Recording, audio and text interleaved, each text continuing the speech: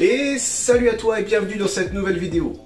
Comme tu as pu le voir, aujourd'hui on va parler mélange, donc il me faut un paquet de cartes. Je te fais une petite démonstration, il suffit de couper le jeu en deux, à peu près deux par égale, de les frotter comme ceci pour enclaver les cartes les unes dans les autres, et de faire ce petit mélange. Okay, je peux te garantir que quand tu fais ce mélange-là devant un public, rien que de faire ça avant de commencer ton tour de magie, les gens ils se disent « Oh là, lui il gère ». Et du coup, les gens vont être très attentifs à ton tour de cartes juste après. Allez, on passe aux explications. Juste avant de commencer l'explication, si tu es tombé sur cette vidéo par hasard, n'hésite pas à t'abonner en cliquant sur le petit bouton s'abonner, la petite cloche, le petit pouce, tout ça, ça me fera très plaisir et puis ça m'encourage surtout à te proposer toujours des nouvelles vidéos. Afin de bien t'expliquer comment ça fonctionne, je vais accrocher la GoPro sur mon torse de façon à filmer à la première personne. Tu pourras voir en gros plan mes mains et voir exactement comment je fais. Allez, c'est parti. Et on se retrouve ici donc à la place du magicien. Donc tu vas pouvoir voir très facilement tout ce que je vais faire. J'en profite pour te présenter le paquet de cartes qui s'appelle Citizen de chez Theory 11. Tu vois ces beaux reflets là. Il est très bien fini avec des reliefs. Ça change des paquets Bicycle standard que tu peux avoir. Si jamais ça peut t'intéresser, évidemment, je ferai bientôt des jeux concours où je ferai gagner des paquets de cartes. Et je ne sais pas encore comment je vais me débrouiller pour ça, mais en tout cas, j'ai beaucoup de paquets de cartes. Et donc, je souhaite faire plaisir à ma communauté. Donc, je ferai des concours et je ferai gagner des paquets de cartes. Donc, encore une fois, abonne-toi pour suivre un petit peu cette actualité-là. Me voilà ici avec mon paquet de cartes et comment ça va fonctionner. Je vais tenir avec ma main gauche comme ceci, de façon à laisser un petit peu de place là pour attraper avec ma main droite. Donc, la position, elle est plutôt simple. Hein. Je tiens le pouce d'un côté et les doigts de l'autre. J'ai toute la partie arrière qui est disponible pour que je puisse, moi, attraper avec ma main droite. Petite précision avant de commencer, ce sera beaucoup plus facile si tu as un paquet de bonne qualité. Si tu as un paquet avec des cartes qui sont cornées, qui sont abîmées, ça va être embêtant. Donc, avec mon pouce de la main droite, déjà, je m'assure que toutes les cartes soient bien alignées. Avec mon pouce de la main droite, je vais effeuiller. Tu vois ce que je fais là avec mon pouce? Ça va me permettre de compter à peu près. À peu près, on ne les compte pas les cartes, mais pour se rendre compte, voilà, je vais prendre à peu près la moitié même. Alors, je t'invite à prendre même un peu plus que la moitié. Alors, j'exagère, j'en ai beaucoup plus que ce qu'il faudrait, mais bon, c'est bon, ça va aller de toute façon. Ça sera plus facile pour la suite. Voilà pourquoi. Donc, on garde les cartes bien en bloc. On fait attention qu'elles se séparent pas. On essaye de les garder bien en bloc, bien serrés.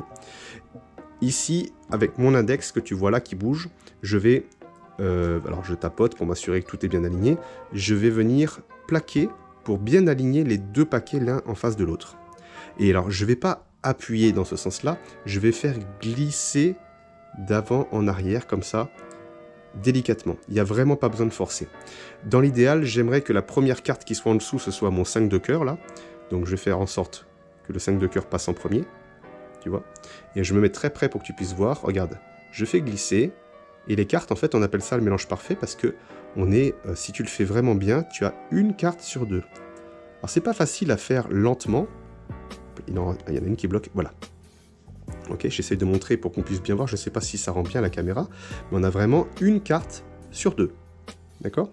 Je vais reculer un petit peu. L'avantage, c'est comme j'ai coincé, alors là, je peux lâcher, parce que j'ai coincé la carte en dessous, et j'ai coincé une carte au-dessus, ce qui fait que je peux lâcher cette main-là. Alors je mets avec mon doigt, j'appuie ici pour compresser, hein, sinon ça va glisser. Et tu vois, l'avantage, c'est que je suis complètement libre.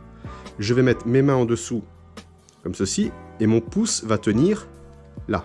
D'ailleurs, je peux tenir aussi en dessous le milieu, ce qui fait que je peux prendre un sandwich ici, et lâcher là aussi, tu vois, ça bouge pas. Tant que tu tiens la carte là et la carte en dessous, moi, je peux pas trop tourner mon poignet, mais hop, et je mets mes mains en dessous et les pouces au-dessus. Et tu te retrouves comme ça avec les pouces au-dessus et tous les doigts en dessous. Maintenant, on va venir écraser. Je maintiens les cartes toujours, hein, et je vais relâcher les doigts qui sont en dessous, là, les doigts qui bougent. Je vais relâcher ces doigts-là. Et plus je relâche la pression vite, plus les cartes partent vite. Plus je relâche la pression doucement, plus les cartes partent doucement. Je refais une fois à vitesse normale pour te montrer à quoi ça ressemble. Hop là, j'imbrique les cartes entre elles, je plie, je relâche. Après, à toi d'ajuster la pression pour que ce soit fluide.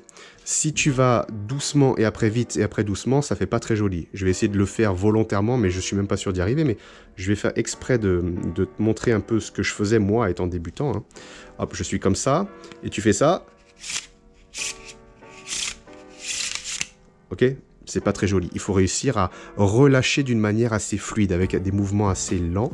Et après, tu vas trouver juste le bon point, le bon endroit. Ok. Ouh, ça c'est stylé aussi. Toi, quand on parle de pression des doigts, il y a la même chose. C'est quand tu fais ce genre de truc. Si tu arrives à avoir une pression constante et régulière, tu as quelque chose de joli. Si tu fais... tu vois, ça fait des pâtés. Voilà, c'est toujours pareil, c'est une question de pression. Ça va demander un petit peu d'entraînement et de répéter ces mêmes gestes. Mais en gros, tu as l'idée. J'espère que ces explications étaient claires et que tu as réussi à comprendre le système du mélange parfait. Alors j'imagine que là tout de suite tu vas pas réussir à faire le mélange en lui-même parce que ça prend un petit peu de temps, il va falloir faire, refaire, refaire et refaire. Ça demande un petit peu d'entraînement. Mais déjà si tu as compris le principe, tu as compris le mouvement, il te reste juste à t'entraîner comme d'habitude. Et puis une fois que tu es bien au point, tu vas pouvoir impressionner tout le monde. Allez, moi je te laisse là-dessus. Si tu es motivé, n'hésite pas, tu as d'autres vidéos qui vont s'afficher, tu vas pouvoir continuer à t'entraîner. Et d'ici là, à bientôt.